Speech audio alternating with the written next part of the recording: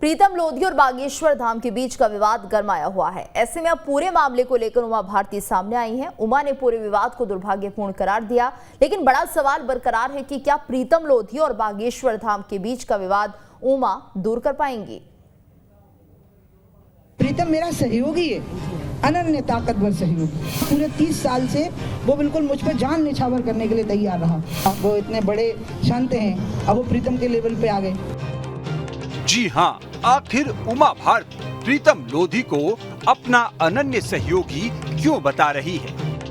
प्रीतम लोधी की तारीफ के साथ साथ किस संत के स्तर की बात कर रही है उमा? आखिर माजरा क्या है?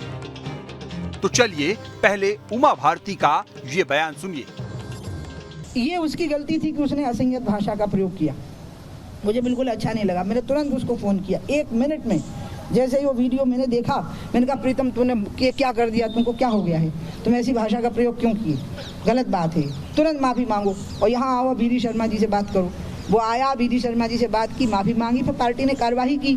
तो मैंने समझाया कि देखो नूपुर शर्मा पर भी पार्टी ने कार्रवाई की है, तो ये मत कहो कि इसमें कोई भेदभाव है। नूपुर शर्मा है जिस पर कार्रवाई हुई है, उसको निकाला है पार्टी ने, तुम पर भी कार्रवाई हुई है। मैंने कहा लेकिन तुम असंयत भाषा का प्रयोग करके ठीक नहीं किया।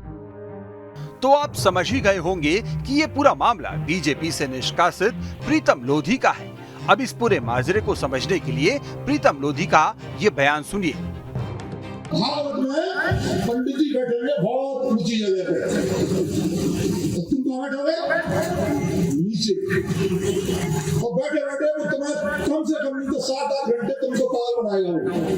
तो हम पागल बनते हैं। वो 9 दिन में पूरे गांव, पूरे क्षेत्र का सामान और दक्षिणा भी लेता है, पूरा पैसा इकट्ठा करके और 9 दिनों में रफू चक्कर हो जाता है। जी हाँ, दरअसल इस पूरे विवाद की शुरुआत प्रीतम लोधी के इसी बयान से शुरू हुई थी।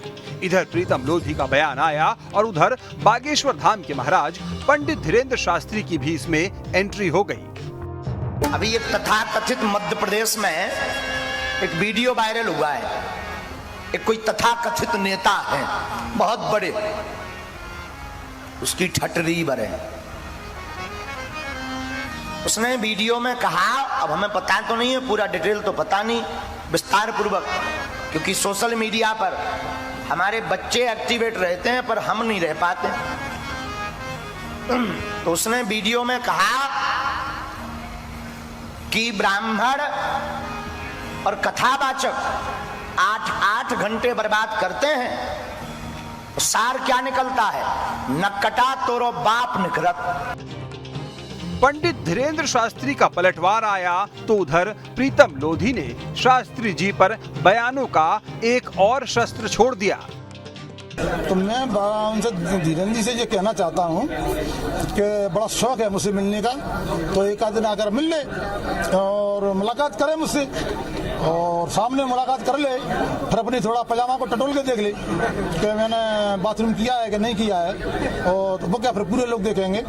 तो मैं ऐसे लोग जो ज्ञानी हैं, बहुत अपने आप को ज्ञानमंद समझते हैं, अपने उनको लोगों ने भगवान का रूप दिया है, ऐसे लोग ऐसी बात करते हैं, ये तो नहीं है। चलो प्रीतम तो पढ़ा लिखा नहीं है, अनपढ़ है, अगर प्रीतम लोधी ने कोई बात कर भी दी तो प्रीतम लोधी ने माफी भी मांगी, तो क्या कोई गलती कर देता है बच्चा तो क्या उसको अपन माफ नहीं करते? वार पलटवार होता गया, शब्दों की मर्यादाएं टूटती गई। इस बीच उमा भारती की इसमें एंट्री हो गई। उमा भारती ने प्रीतम लोधी के बयान की निंदा तो की, लेकिन बाबा के स्तर पर भी टिप्पणी कर दी। उनको मैं नहीं जानती क्या नाम है उनका, बागेश्वर धाम जी को, क्योंकि वो एकदम नए राइज हैं, लेकिन हमारे बुंदेलखंड का खूब नाम उनने बढ़ाया है विदेशों में भी जाकर के। उनको तो इसमें पढ़ने नहीं चाहिए था, वो इतने बड़े संत हैं, अब वो प्रीतम के लेवल पे आ गए। उमा भारती ने पंडित धीरेन्द्र शास्त्री के बयान को लेकर कहा कि उन्हें अपना स्तर गिराने की जरूरत नहीं थी। तो अब मैं क्या करूं? अब तो उनके और प्रीतम के बीच में ही हो गया, नहीं तो मुझे बोल देते सीधे कि दीदी प्रीतम को डांटो। बागेश्वर धाम जी को मैं बहुत मानती हूँ, मतलब मैंने सुना है उनको, मतलब फेस टू फेस तो देखे ही नहीं कभी उनको। दरअसल प्रीतम लोधी के जिस बयान पर विवाद खड़ा हुआ था, उससे सवर्णों में विशेषकर ब्राह्मण वर्ग में खासी नाराजगी थी। यही वजह थी कि बीजेपी प्रदेश अध्यक्ष वीडी शर्मा ने प्रीतम लोधी के बयान पर फौरन एक्शन लेते हुए उन्हें पार्टी से निकाल दिया था। लेकिन उमा भारती ने एक तरफ प्रीतम लोधी के बयान की निंदा तो की, लेकिन बड़ी ही साफगोई से मध्य प्रदेश में जातीय असंतोष का शिगुफा छोड़कर कहीं न कहीं प्रीतम लोधी के सवर्णों पर दिए बयान को न्याय संगत भी ठहरा दिया। क्षेत्रीय और जातीय संतुलन बिगड़ा हुआ है सत्ता में और प्रशासन में और शासन में। ग्वालियर संभाग का भी बिगड़ा हुआ है, सागर संभाग का भी बिगड़ा हुआ है, रीवा संभाग का भी बिगड़ा हुआ है। और मैं मंत्रिमंडल का जो दूसरा विस्तार हुआ, पहले में तो 3 बने थे, दूसरा जब हुआ तो मैं दुर्भाग्य से मैं लखनऊ में CBI कोर्ट में पेश होना था मुझे, तो मैं वहाँ थी। तो जैसे मैंने टीवी पर पट्टी देखनी शुरू की, मैंने कहा भैया प्लीज़ आपका जो नाम आ रहे हैं मंत्रियों के, इसमें रीवा संभाग नेग्लेक्ट हो रहा है, इसमें ग्वालियर संभाग नेग्लेक्ट हो रहा है। क्षेत्रीय और जातीय संतुलन बिगड़ा हुआ है, ये ठीक नहीं है, इससे कभी असंतोष भड़क सकता है और ये असमानता विभिन्न रूपों में भड़केगी और अराजकता उत्पन्न करेगी। इसलिए प्रीतम तो अलग मुद्दा हो गया है। बहरहाल उमा सियासत की मंझी हुई योद्धा है, ऐसे में उनके हर एक बयान के सियासी मायने तो निकाले ही जाएंगे, लेकिन लोगों की नजरें पंडित धीरेन्द्र शास्त्री और प्रीतम लोधी के बीच बढ़ती अमर्यादित तल्खी पर है। सवाल ये है कि क्या उमा भारती प्रीतम लोधी और पंडित धीरेन्द्र शास्त्री के बीच सुलह करा सकती है या फिर सुलह करा पाएंगी? भविष्य के इस प्रश्न का जवाब उमा के इन 2 बयानों के बरक्स ढूंढते हैं। पूरे 30 साल से वो बिल्कुल मुझ पर जान निछावर करने के लिए तैयार रहा और जब मैं भाजपा से अलग हुई तो वो अलग हो गया, जनशक्ति में आ गया, तब उस पर पूरे केस बने हैं।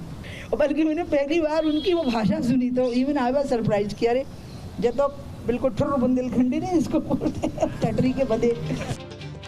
तो प्रीतम लोधी उमा भारती के न सिर्फ रिश्तेदार हैं, बल्कि उनके अनन्य सहयोगी भी हैं। दूसरी तरफ पंडित धीरेन्द्र शास्त्री का बुंदेलखंडी अंदाज की भी उमा कायल है। ऐसे में मुमकिन है कि उमा भारती प्रीतम लोधी और पंडित धीरेन्द्र शास्त्री में सुलह करवा पाए। Team news state.